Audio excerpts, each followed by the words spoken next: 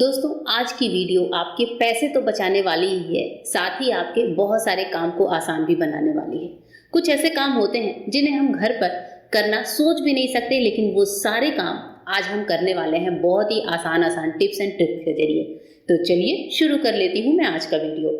दोस्तों, हमारी आज की जो सबसे पहली टिप है वो है चीनी के स्टोरेज को लेकर। चीनी हम लोग जब भी स्टोर करते हैं तो यूजुअली आपको पता है कि एक बड़े डिब्बे में तो रखते ही रखते हैं। हम लेडीज की आदत होती है रखते हैं। तो जब चीनी स्टोर करते हैं और हमारे पास घर में जो ड्राई कोकोनट होते हैं वो भी होते हैं, ये आपको पता ही है। हम सब रखते हैं कभी किसी मीठी चीज में डालने के लिए या कभी कोई स्वीट बनाना हो। तो हमारे जो ड्राई कोकोनट होते हैं, जब हम इन्हें सिंगल डब्बे में रखते हैं दोस्तों, तो ये बहुत जल्दी खराब होते हैं, अंदर से पीले पड़ जाते हैं। तो उस टाइम पर आप एक काम करिए कि जब भी आप चीनी को स्टोर कर रहे हो, इसी चीनी वाले डब्बे में आप जो ड्राई कोकोनट है इसे भी साथ में स्टोर कर लीजिए। यानी कि चीनी के बीच में इस कोकोनट को अच्छे से दबा लीजिए। बीच में थोड़ी सी चीनी इस तरह से रख दीजिए, मतलब बहुत ज़्यादा ऐसा नहीं है कि कोकोनट पूरी तरह से चीनी के अंदर होना चाहिए, बस इसमें थोड़ी सी चीनी की एक हल्की सी लेयर होनी चाहिए। तो आप देखेंगे कि चीनी तो आपने स्टोर किया ही, साथ ही इस टाइम पर आपने अपने कोकोनट को भी खराब होने से बचा लिया। और ऐसे कोकोनट रखने से साल 2 साल बिल्कुल भी खराब नहीं होंगे। आप देखेंगे कि कोकोनट बिल्कुल सही सलामत है, चाहे जितने दिन तक आप इसे स्टोर करें। जो नेक्स्ट टिप है हमारे ड्राई स्किन को लेकर है, हमारे बॉडी स्क्रबिंग को लेकर है। हम अपने फेस स्क्रब करते हैं, नोज पे स्क्रबिंग करते हैं, बॉडी स्क्रब तो हम करते ही करते हैं। तो अगर ये स्क्रबिंग का काम बिना स्क्रब वाली क्रीम के हो जाए तो कहने ही क्या। बहुत ही आसान सा उपाय है। इसके लिए हमें कोई सी भी पेट्रोलियम जेली लेनी है। मैंने यहाँ पर वैसलीन का इस्तेमाल किया है और जितनी बॉडी पार्ट पर आपको स्क्रबिंग करनी है उसके अकॉर्डिंग आपको वैसलीन लेना है। साथ ही इसके अलावा हम लेंगे थोड़ा सा कॉफ़ी का पाउडर, नॉर्मल सा कोई भी कॉफ़ी जो हमारे घर में होता है वो पाउडर ले लीजिए। तो मैंने वैसलीन और कॉफ़ी लगभग सेम अमाउंट में लिया है। अब इन दोनों चीज़ों को मैं इस तरह से हाथों पर ही अच्छे से मिक्स कर लेती हूँ। आप चाहें तो इनको किसी बोल वगैरह में रखकर अच्छे से मिक्स कर लीजिए। इसे आप फेस पर स्क्रबिंग करेंगे तो फेस की जो ड्राई स्किन है वो तो निकलती ही है, जो ब्लैक हेड्स हैं वो निकलते हैं। साथ ही कॉफ़ी की वजह से हमारे फेस पे एक बहुत अच्छा सा ग्लो आता है, फेस की स्क्रबिंग होती है और फेस चमकता है। कॉफ़ी आपको पता ही है कितना बढ़िया फेस पैक में काम आता है और फेस स्क्रबिंग का भी काम करता है। अब मुझे थोड़ी सी वैसलीन कम लगी है तो मैंने थोड़ा सा और मिक्स किया है, जिससे हाथों में थोड़ा सा और सूदिंग सा फील आने लगे।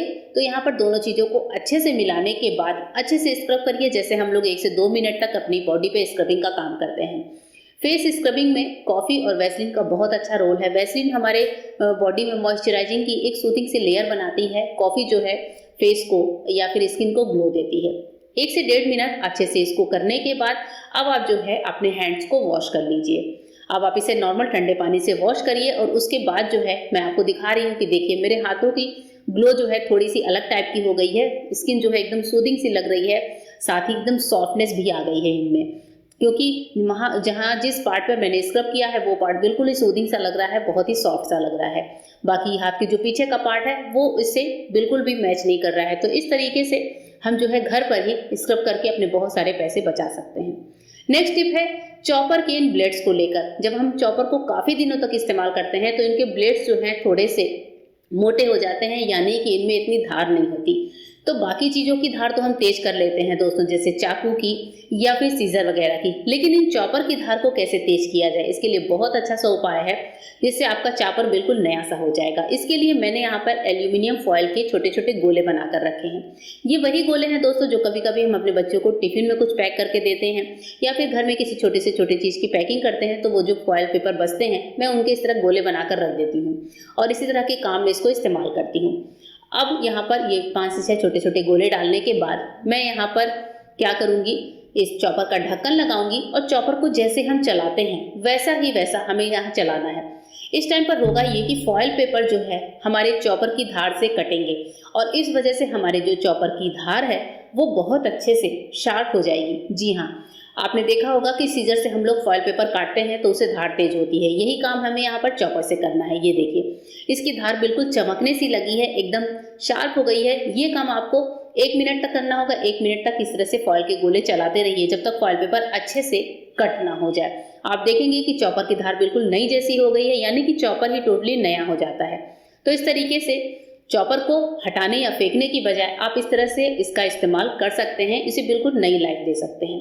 बढ़ते हैं नेक्स्ट टिप की तरफ। नेक्स्ट टिप हमारी है परमानेंट मार्कर के निशान को हटाने को लेकर। बच्चे कभी कभी हाथों में मार्कर ले लेते हैं, कहीं पर भी किसी वुडन चीज पर, कहीं सनमाइका पर या फिर किसी भी चीज पर, हमारे पर्स पर ही क्यों ना, या फिर घर में किसी भी वॉल पे इस तरह के मार्कर के निशान लगा देते हैं। और आपको पता है कि परमानेंट मार्कर का निशान हटाना कितना ज़्यादा मुश्किल होता है, क्योंकि इसका नाम ही होता है परमानेंट, यानी कि हमेशा के लिए। लेकिन इसका भी एक उपाय है जो मैं आज आपके लिए शेयर कर रही हूँ। यहाँ पर आपने चाहिए होगी डेटॉल। डेटॉल आपको पता है एंटीसेप्टिक का काम करता है। हम अपनी कई चीज़ों में डेटॉल का इस्तेमाल करते हैं। आज हम डेटॉल का इस्तेमाल करने वाले हैं अपने इस मार्कर की क्लीनिंग में। जी हाँ दोस्तों, जब भी कभी मार्कर का दाग आपके घर में लग जाए, बच्चों ने लगा ही दिया हो, तो एक टिश्यू पेपर पर या फिर कॉटन पर थोड़ा सा डेटॉल ले लीजिए। देखिए मैंने कितना थोड़ा सा लिया है।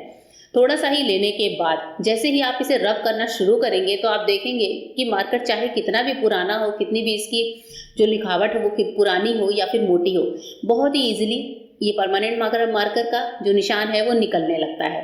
और अच्छे से इसको बस रब कर दीजिए, मार्कर का निशान पूरी तरह से उतर जाएगा। और ये निशान आप किसी भी तरह के सरफेस से उतार सकते हैं। वुडन है, स्टील का सरफेस है, टाइल्स वगैरह हैं, या फिर किसी वॉल पर है, हर तरीके के जगह से आप मार्कर का निशान हटा सकते हैं। होप करती हूँ ये टिप आपको पसंद आई होगी। ऐसे ही और टिप्स के लिए चैनल को सब्सक्राइब करना तो बनता है। चलिए बढ़ते हैं नेक्स्ट टिप की तरफ। नेक्स्ट टिप है दोस्तों, हम सब मूंगफली खूब खाते हैं। छिलके वाली मूंगफली होती है, मूंगफली खाते हैं, छिलकों को फेंक देते हैं। लेकिन आपको क्या पता है कि छिलकों को अगर हम मिक्सी के जार में डालें तो इसके बाद इतनी ज़्यादा यूजफुल चीज़ बनकर निकल कर आती है, जिसका इस्तेमाल हम हर घर में कर सकते हैं। कैसे, चलिए देख लेते हैं। ये जो छिलके होते हैं, आप हमेशा तो सारा इकट्ठा नहीं कर सकते, लेकिन जब आपको ये पाउडर बनाना हो तो आप इसे मिक्सी के जार में डालकर तैयार कर सकते हैं। तो मैंने यहाँ पर थोड़ा सा मूंगफली के छिलकों को इकट्ठा कर लिया था। अब इसके बाद से जो है हम ले लेंगे अपनी मिक्सी का जार, और मिक्सी का जार वही लेंगे जिसमें हम लोग मसाले वगैरह पीसते हैं। तो यहाँ पर मैंने ले लिया है मिक्सी का जार, और इसमें एक बार में जितने छिलके आते हैं उतने हम पूरे डाल देते हैं। और इसमें हमें कोई पानी का इस्तेमाल नहीं करना है, इसका तैयार करना है एक ड्राई पाउडर। तो अभी यहाँ पर मैंने सारे मूंगफली के छिलकों का पाउडर बनाकर तैयार कर लिया है। देखिए उतने छिलके जो मैंने दिखाए थे, इतने में इतने पाउडर बनकर तैयार हुए हैं। अब ये पाउडर हमारे किस काम आएगा दोस्तों, ये भी आपको बताऊंगी।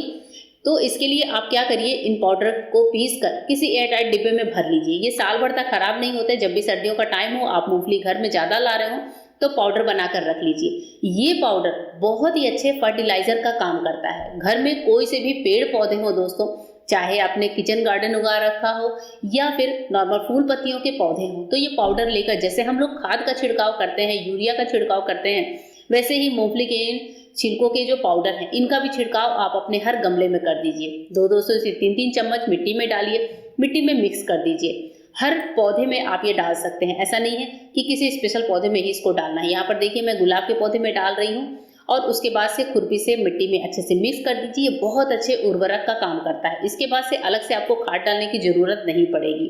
मूंगफली के छिलकों में इतने ज़्यादा न्यूट्रिएंट्स होते हैं, इतने विटामिन्स होते हैं जो हमारे पौधों को ग्रोथ में हेल्प करते हैं। होप करती हूँ दोस्तों ये पूरी वीडियो आपको पसंद आई होगी, और वीडियो पसंद आते ही चैनल को सब्सक्राइब करिएगा, वीडियो को लाइक करिएगा। फिर मिलती हूँ मेरे नए वीडियो में, तब तक के लिए गुड बाय, थैंक यू।